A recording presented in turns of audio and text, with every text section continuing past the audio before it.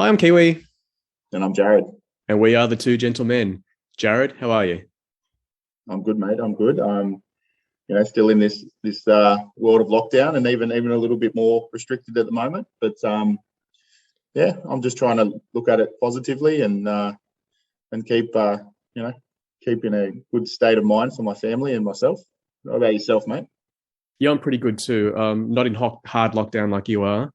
I got my first Pfizer jab yesterday, so Excellent. yeah.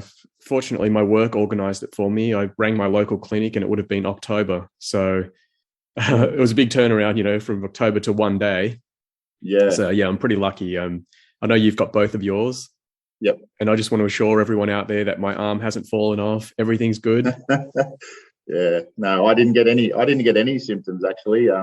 Yeah, I think I might be Wolverine or something. But I've known people that have had symptoms, but symptoms after the vaccine, and they've had it pretty tough, and they've had a pretty rough day or two afterwards. But yeah, I'm going all right. So you had yours yesterday, yeah? Just yesterday, yeah. Yeah. That second head hasn't come out yet, or how's your 5G aerial? Is that somewhere, or I don't know how to say it. I'm so heavy. Yeah, no, yeah. Look, I thought I'd bring up a topic for you, mate, if you don't mind.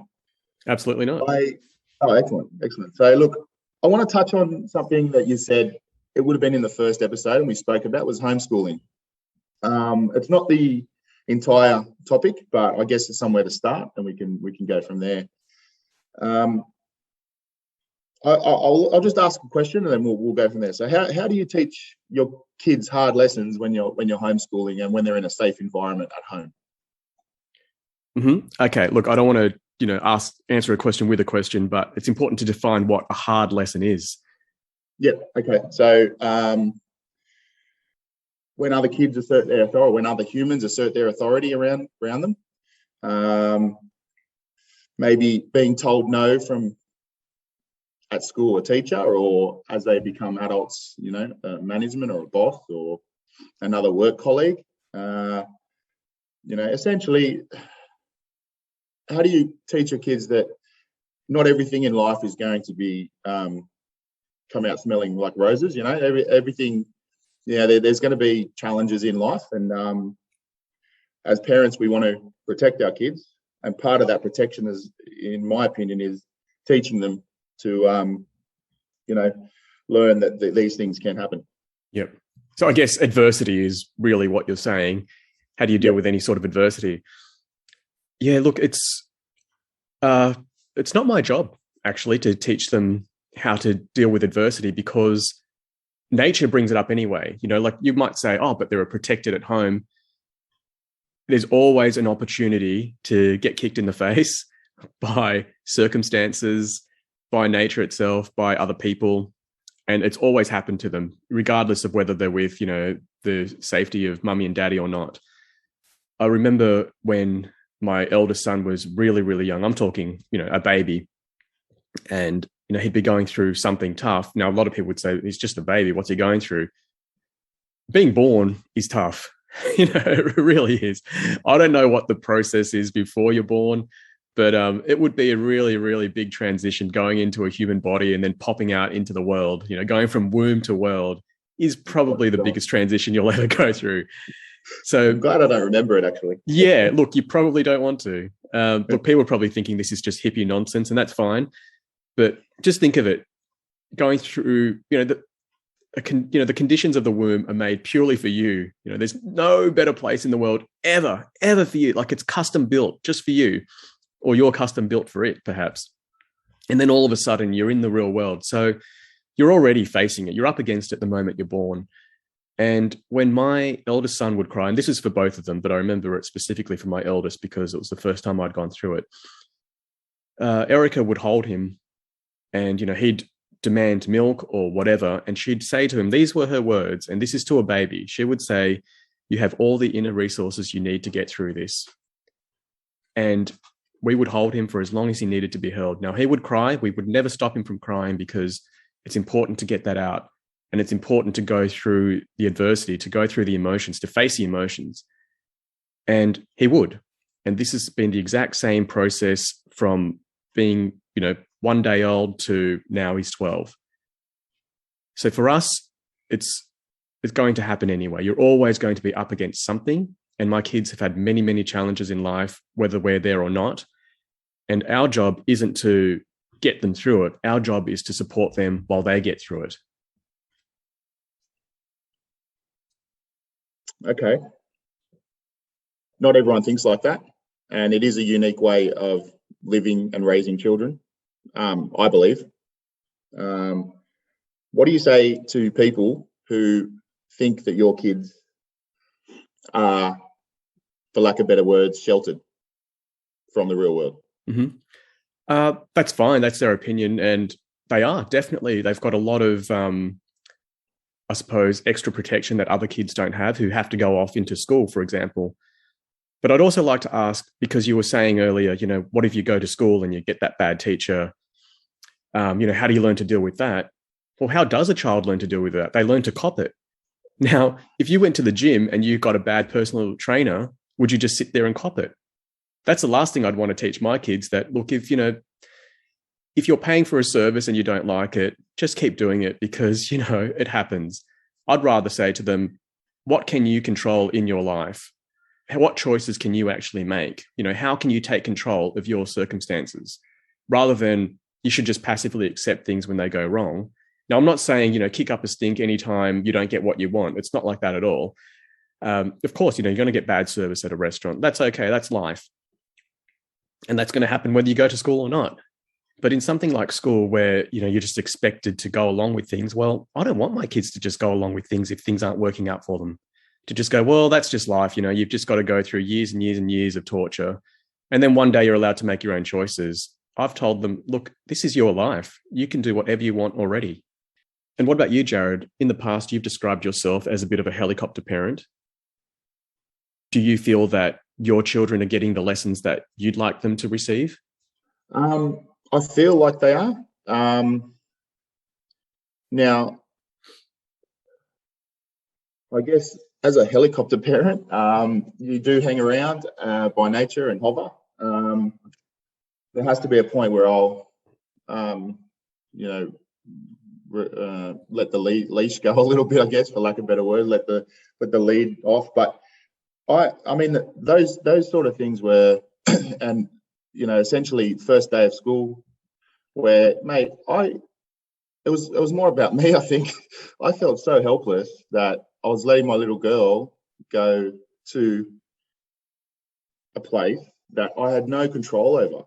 And I'll sit here and tell you now, like, I struggled with it that day. I took a day off work and took a day with my wife. So we both took a day off work and we both walked her into school and we had the photos. We did the whole thing. She had one little friend from preschool that they gravitated to. But mate, we went to the shops after, and I literally had to go outside because I was struggling. I was really struggling. I couldn't think straight. My natural instinct is to be there and help her through everything. And then all of a sudden, it's like 7 hours of the day, you've got to let these strangers do it. And we don't know them. We know that they're teachers and they're educated and they're great people in general. But it's, an individual person has to teach my child for 7 or 8 hours of the day, And then we're talking, academically, but we're also talking life. I mean, my youngest, my eldest, like, so I'm only one at school at the moment. She was quite young when she started. So, I'm sure every parent feels that way too, like, they're just not ready, and kids adjust, and kids just,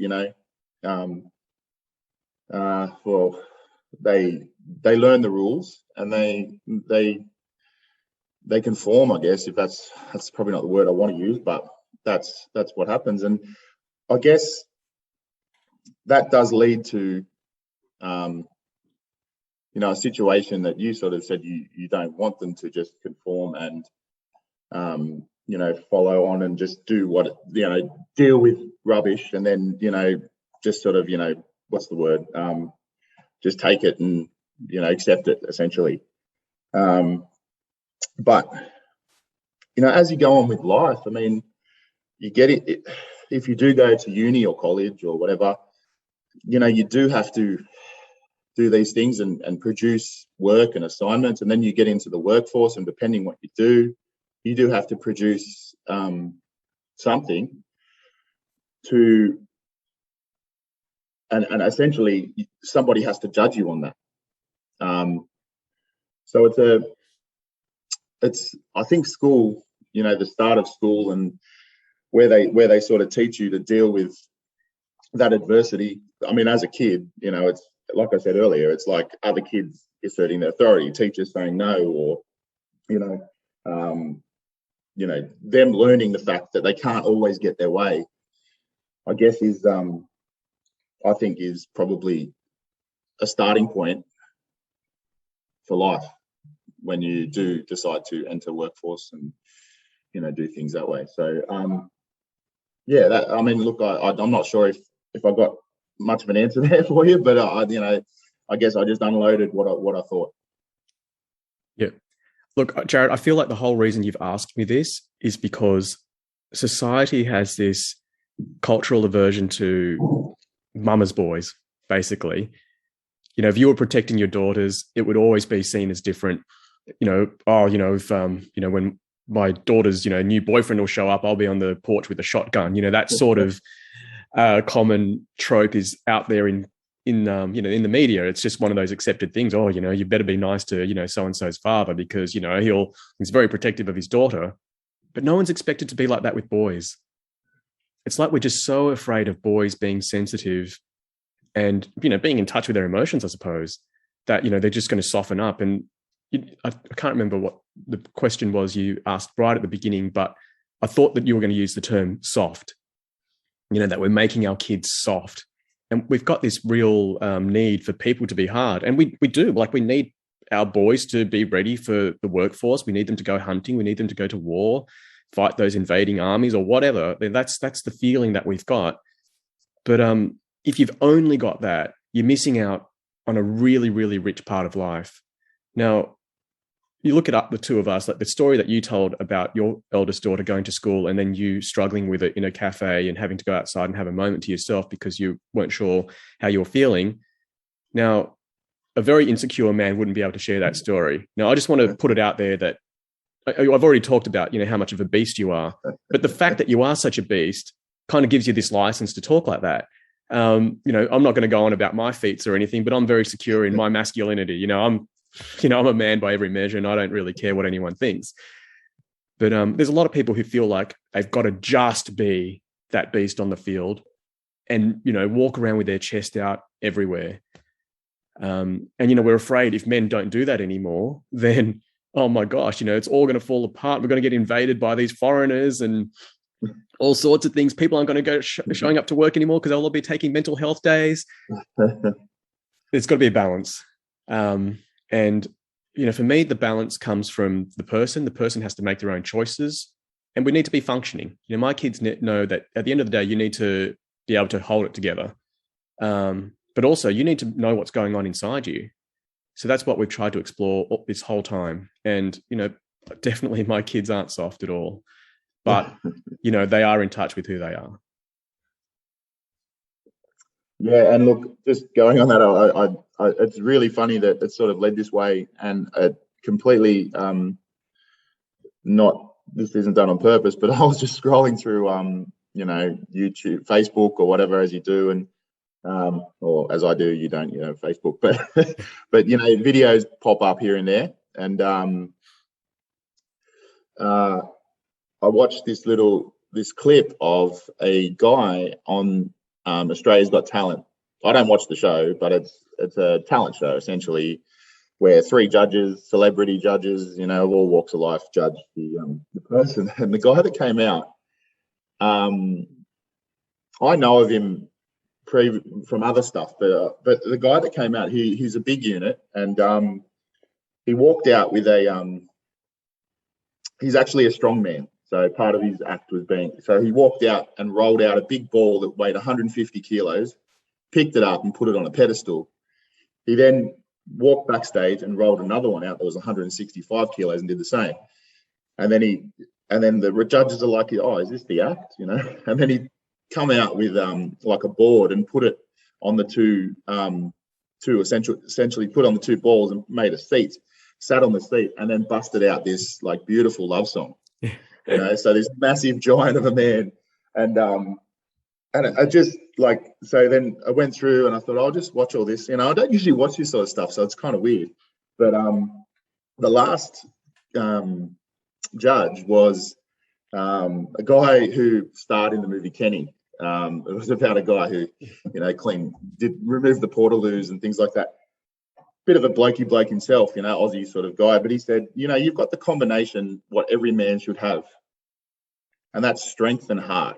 And it just sort of like, it just hit me like wow, like this. And actually, and then they elaborated on it, but essentially, you know, it's suggesting that, and all the other ones were sort of swooning, going, you know, you're this strong, massive unit, and you care so much, because he got up there and he's like, oh, I dedicate this to my family, my wife, and, you know, like he was, and the guy was up there, he's such softly spoken, and yeah, it was just I just made a connection because, you know, essentially we were just talking about, you know, that sort of thing, and yeah, I watched it 2 hours ago, like it was just crazy. That's awesome. Yeah, Shane Jacobson, I think, is the judge that you're talking about. And the guy's name's Eddie Williams. So he's I don't know if he's still the current Australian strongman, but he was at that point. I think that was a year or two ago. So yeah. So interesting. And to add to that, Jared, all the stuff that we've been talking about, could you imagine a boxing coach throwing their first, you know, a new young charge straight into the ring with a heavyweight champion?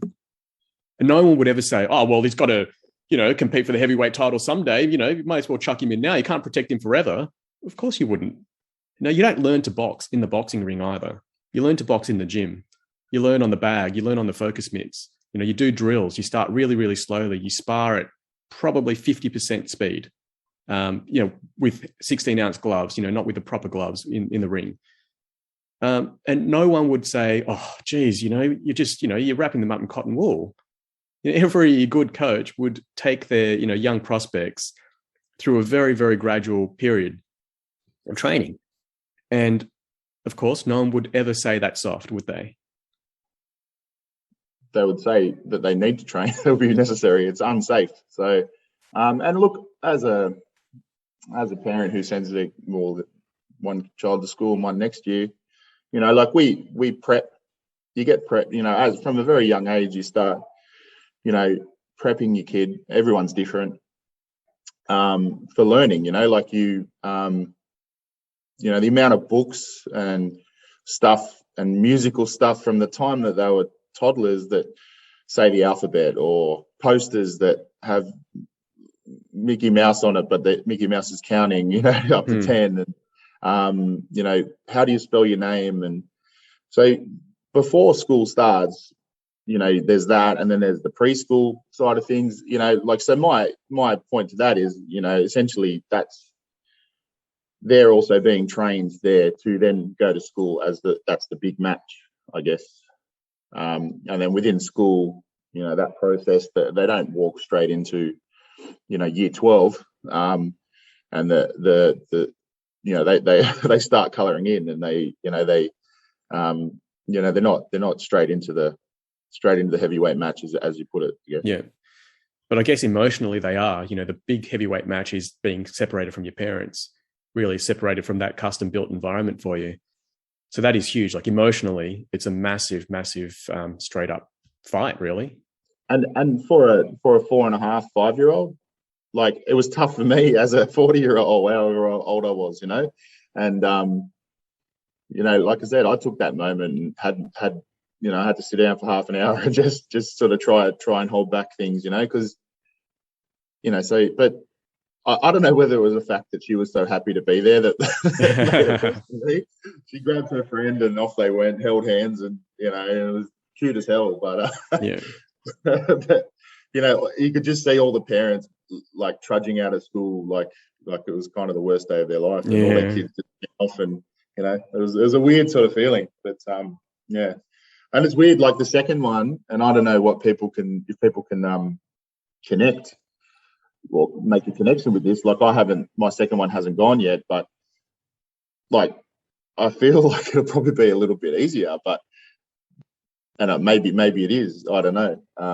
You sort of know what to expect, and you celebrate their day there rather than pine for them, I guess. I don't know, but the firstborn's always a tough one to let go, I guess.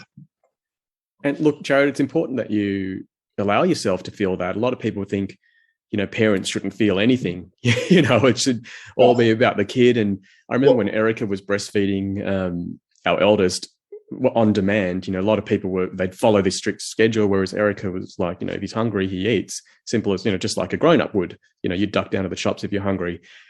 And one of the parents in the mother's group just said to her, "Oh, I bet that must be really nice for you." And as if there was something wrong with the mother getting something out of the connection.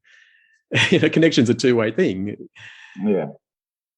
So just touching on, what you said just then, with the connection side of things, I mean, with being a male, being a dad and male, stereotypically you should be the tough one. You should be the one that, staunch in the way that, yep, they're off to school and off they go, and come home and sit on dad's lap and tell him how your day was, like for me, but I'm different, like I don't work like that. And for me, that connection with my daughters, I believe is really strong, and not saying other people's aren't strong, but I believe that, like I'm really, I pine for them. I miss them. I don't just throw them into a situation and go to school or other things. Like sometimes people just aren't interested in sport that they do or things that they do, extracurricular activity. Like I'll go to every sporting event. I'll go to if I can go to, things that we do tutoring wise or gymnastics or swimming lessons or whatever, I don't miss it. So I don't just fob that off. And I don't know how common that is, I guess. But my thought is that you'll never get those times back. They'll only learn to swim for a couple of years and then they'll know, and then they won't need you to help them. They only go to school once they have their first day once. So don't miss that, and that list goes on, for everything they do in their life. So maybe I'm a little bit over sentimental, but that's the way I sort of look at things, and I try and cherish everything that we go through, because, like I said, you only get that opportunity once or twice, or very limited time before they grow up, and you don't get to see that anymore. Yeah, I don't see that as overly sentimental at all. I mean, you care. If you're living the life that you want to live, there's nothing wrong with that, and you don't need anyone's permission to do that. But there would be some men out there that would feel that they'd have to play the harder role, and that could, that would play a toll on me if I had to. Like, but I'm lucky I've got, good family, good wife that, well, obviously married me for me. So, like she's not going to force me, or my family situation doesn't force me to be anything that I'm not. So, but yeah, there's definitely, whether it's a generational thing or whether it's, the way that you were, you're expected to be around people and whatever. But yeah, there'd be definitely some people trying to play that angry dad role, not angry, but tough dad role that might not be overly comfortable with. So I urge you to consider being, enjoying these little moments a little bit more. Good on you, Jared. And it shows, how much courage you've got to be the man that you want to be, rather than just fit into a role or, a template that society's just put up there. And it's not like there's anyone behind it. There's no man behind the curtain saying, "Oh, I'm going to design man to be like this." It's just there's a whole bunch of forces that come into play that kind of, I guess, funnel us into certain behaviors. And, you've had the courage to look at yourself and go, well, that's actually not me. I'm just going to be myself. Yes. And I'm going to try and connect this back a little bit. I asked earlier that what do you say what do you say if people say that your kids are sheltered? And part of me worries that the way that I am and the way that a lot of people are, that am I sheltering my kids? You know, like, am I helicoptering? That's not the word. Being a helicopter parent, helicoptering. Yeah, edit that one out, would you know? No, but yeah, like, am I hanging around too much, and, you know, like, essentially not letting them learn those lessons that they probably should learn on their own? But, you know, there was no book to tell me, you know, how to. Yeah, sorry, there's plenty of books to tell you how to be a dad, but, you know, none of them touch on, you know, things like this. It's learning ourselves and learning on the run. Let me put it this way, Jared. When we played football, you didn't just get thrown on the field and be expected to find your place. You didn't work out, oh, okay, I'm a big guy, I'm going to put my head in the scrum. You were told that. You were put in certain positions. You were instructed. You were drilled. So when I look at these, you know, life lessons that people talk about that we've got to go through, you know, and they quite often bring up school, like how you're going to learn how to deal with bullies, etc. Well, there's no drill, there's no class that teaches you how to do that. There's no class that actually specifically teaches you how to deal with a difficult teacher. There's no protocol for any sort of recourse when you've got a bad teacher. You just have to sit there and cop it. So I feel like a lot of the time when people say, how do you learn these lessons? Well, quite often, those of us who have gone through the system, like you and me, we haven't learned any of those lessons from it. We haven't learned how to deal with it. We looked at we had our Difficult Conversations podcast a few weeks ago, and, you know, look at both of us. We didn't really know how to deal with certain things. People don't know how to deal with their emotions, so they've got all these different coping mechanisms. It's not like you go through school and you get everything that you needed to get. Do you know what I mean? You don't. It's not like you go through life without your parents, and therefore you'll get all the experiences that you need. There's no silver bullet in life, and that's something that took me a long time to learn. I thought, oh, there's got to be a way to just nail everything. Life doesn't work like that. It doesn't give you all that. There's no special move. There's no set move that's going to guarantee a try. You know, there's no set punch that's always going to land. It's hard work, and it really comes from you. And to me, the biggest lesson is how to deal with yourself, your own emotions. And what I've taught my kids, well, especially my eldest, because my youngest, he doesn't really care what I say at the moment. But my eldest, he's such a beautiful boy, and he's such a people pleaser that he's always listening. He's always listening to his mother and to me. And one of the lessons I've taught him is the first thing that you're going to lose control of is your breathing. When you lose that, that's a really good sign that something's up.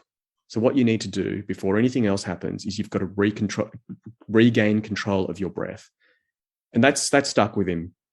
So when he has gone through hard things, it's straight away, it's a feeling. I mean, the reason why it's called feeling is because you feel it. So it's physical. So if you can regain control of the physical, then you can start regaining control of your mind and actually have thoughts that work for you, not against you.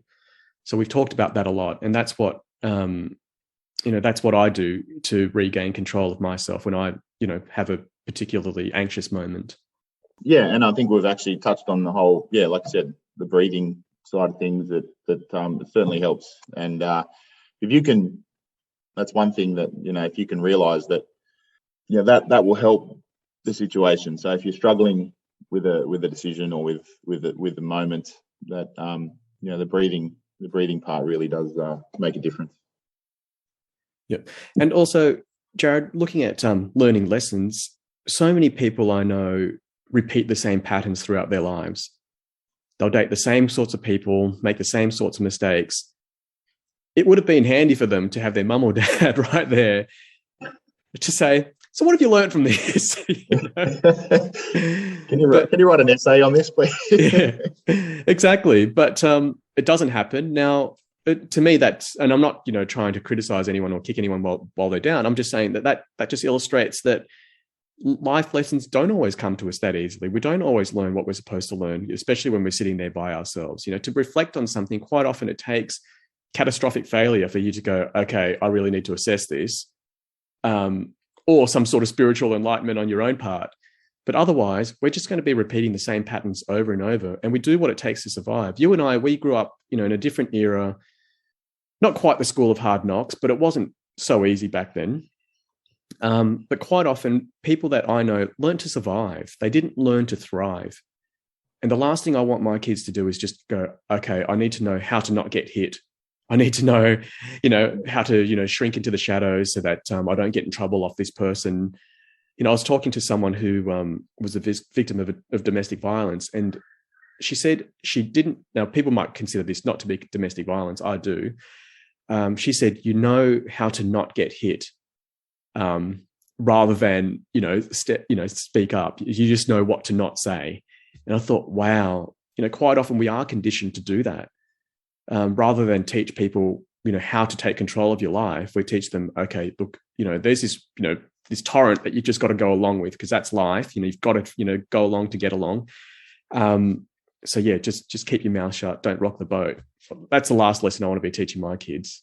I want to teach my kids, be connected to your true self, walk your path, and do everything you can to stay true to yourself. And that's called integrity. That's what I'm trying to teach my kids. I suppose a lot of this, Jared, comes down to fear of our children not surviving. We've talked about it before. We want our children to make it in the world. And we're so afraid that if they're soft, they can't make it. My fear is that my kids have to harden so much that they never find themselves. And that's a point, and it's just made me think now, we're trying to harden our kids because of our experiences. So we may have experienced situations in our life, whether it be, like I said before, management at work or colleagues at work or, winning and losing at sport or competitions. And we just want to try and prepare our kids to be able to deal with those situations. And, I only said 4 or 5 situations then, but there's, many, many things in life that they'll have to deal with, and many types of people. And we've experienced these people. We're 40 years old, and we've probably come across the majority of styles of people. Everyone's different, but we've all come across people that we don't particularly want to be around, or people that we really do want to be around, or situations. You know what I'm trying to say. So we want to prep our kids to be able to survive the big bad world. Yep. I don't feel that school is necessarily wrong in doing that. So I just want to make it clear that, I'm not homeschooling my kids because I feel like they can't get that from school. I loved school. I said that very early on. Yep. But, this is my kids' choice. And I feel that the last thing I want to do is teach them that they don't have a choice and that they've just got to do what other people tell them. Secondly, I just want to add a funny story. When you do something a bit, nonconformist, such as homeschooling, that it gets people on high alert. It's almost like you're a threat because you're going against the grain. When I became vegetarian, people would ask me all about my diet. They never asked me about my diet when I was eating junk food. And with homeschooling, I remember one of the other mothers was relating her own mother with her criticisms. And she'd come up with anything she could. And one of the things she said was, well, how are the kids ever going to learn how to line up? As if that was this huge thing that you couldn't learn any other way. But it did highlight to me that, it can be seen as a threat to some people when you do something that's a little bit different, and they also see it as a criticism, as if they're doing something wrong. And that's not how, we're playing this at all. For us, it's just, we're doing what's person-centered for our kids. It's what they've chosen. Really good example. Last night, my 6-year-old wanted to learn negative numbers. So we looked at the number line, and then so the number line goes horizontally. And he said, what about up and down? I said, oh, look, that's a bit tricky. Oh, we won't do that now. And then I thought, hang on a second. I've got a kid asking me a question and I'm shutting him down because I think it's going to be too hard. So we did it. So okay, well, this one up and down is a y-axis. And it's just like reading a map. And he worked it out straight away. And he's 6 years old. No, he's not, he's not a genius. He's just himself. But I went with his interest. And if you just follow the child's interest, you never know where it's going to lead. Yeah, totally agree. I mean, if you just follow my interests, I'll do things better too. So if I don't want to do something, I won't do it. So yeah, that makes sense, really, doesn't it? If your child wants to do something, wants to learn something, they're opening their mind to it. So it definitely makes sense. Yeah. Look, Jared, we're just about out of time. Again, I just want to repeat that, I've got no problem with the school system. I was really happy with it myself. And any parent sending their children to school, I'm sure that you've seen all the great things that happen there and you've got your own concerns. So please just, go through your own experiences and don't worry about what some random guy on the internet thinks. And look, to be honest, mate, I going back to where the person sort of gave you a bit of, the way they're going to learn to line up. I understand the thought process, but I think it's just a lack of understanding what you do, and that's okay. Like, there's just people that don't know, and like, I suppose it's such a big job in their mind what you're doing that they don't actually realize, well, everything, like you said, everything they do is real. So if they want to go learn how to line up, you'll just go line up for a bus. Like, that's in real life because I'm going to go somewhere, So anyway. Yeah, definitely. Jared, thanks again for your time. That was awesome. Yeah, awesome, mate. Thank you.